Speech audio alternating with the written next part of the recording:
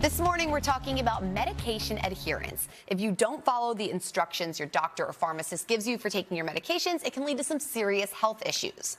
Dr. Reetika Kumar is the Senior Vice President of Chief Customer Product, Clinical Solutions, and Pharmacy Services for Independence Blue Cross and joins us this morning. Dr. Kumar, so good to have you back to Philly Live. Thank you for having me. You always come on and we talk about really interesting topics, and I always learn a lot myself, so this is going to be great information. First, can you explain medication adherence and why it's so important? So I would say medication adherence in simple words is taking your medication the way that your prescriber or your doctor has asked you to take it. So if it's once a day, you take it once a day. If it's twice a day, you take it twice a day. And you take it regularly. So you can't take it every now and then and expect that it will work.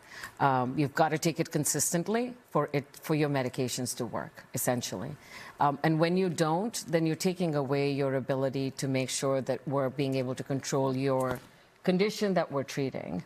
And a lot of the conditions, you don't always feel symptoms until it's too late.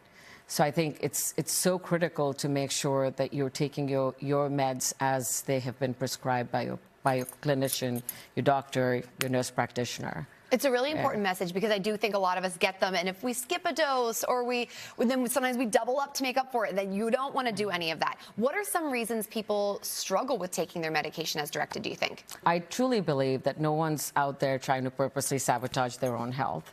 One is not understanding the importance of adherence and how critical it is to take your medication regularly. Second is sometimes you can be on so many medications that it becomes overwhelming to take everything together. So I think if you're on too many meds, talk to your doctor and say which ones are critical for me, and maybe some of them are things you can do without.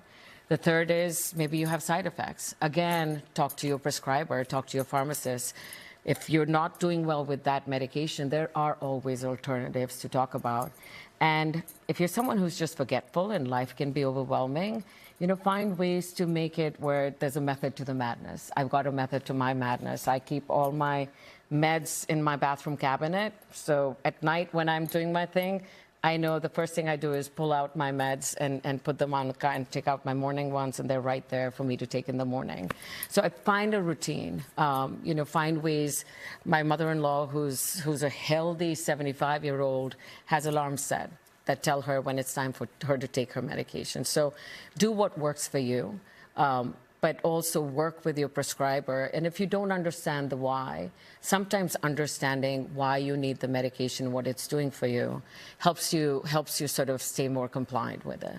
What are some of the health and economic risks of non-adherence? Non-adherence means that you're not going to have control over your condition. There's about 190,000 Americans that die every year basically because of non-adherence. Wow. So if it's your blood pressure medications and you don't take them, then you can have a rebound where your pressure can now go even higher than where you started when you weren't on the meds, because now your body's used to the medication controlling it. And uncontrolled blood pressure can lead to strokes, right? It can lead to chronic effects on your heart and your kidneys. Heart failure comes from uncontrolled blood pressure. Same with diabetes.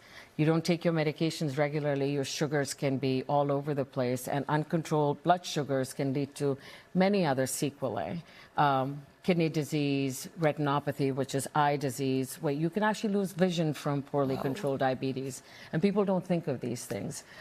You can end up on dialysis and needing transplants. So there's a lot of unwanted side effects that happen from something as little as not being compliant with your medication. And then I'll say for antibiotics, I know you and I were talking about that before.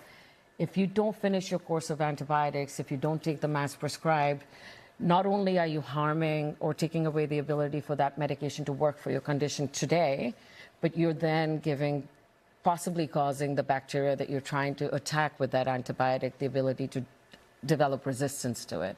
So the next time you need that drug, you're probably not going to be responsive to that drug. So that's why you'll hear a lot of us say, make sure, even if you start feeling better, finish that full course of treatment. That's why we say that.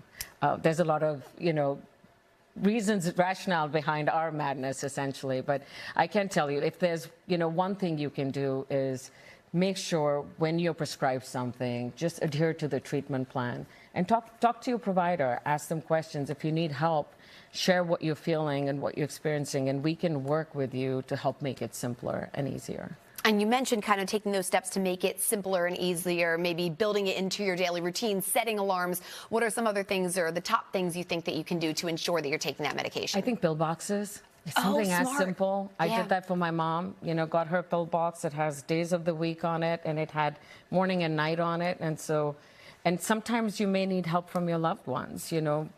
As we all get older, it gets hard to do everything on your own.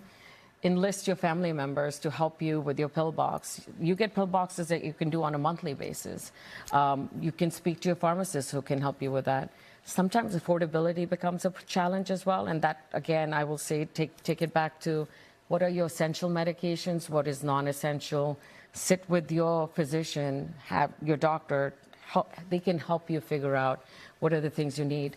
We can also, on the health plan side, there's always resources out there, right? There's copay card programs, there's other solutions that can help offset your costs. So we can help you with that. But I'd say pill boxes is one simple, easy way of doing it. And alarms, put your meds where you know you're going to see them every day and you're going to remember, to make it simple and a part of your routine. Dr. Reetika Kumar, thank you so much for being here from Independence Blue Cross. Always a pleasure to have you here and sharing some really very important information with me, with all of our viewers. For our viewers, you can get more details at ibx.com.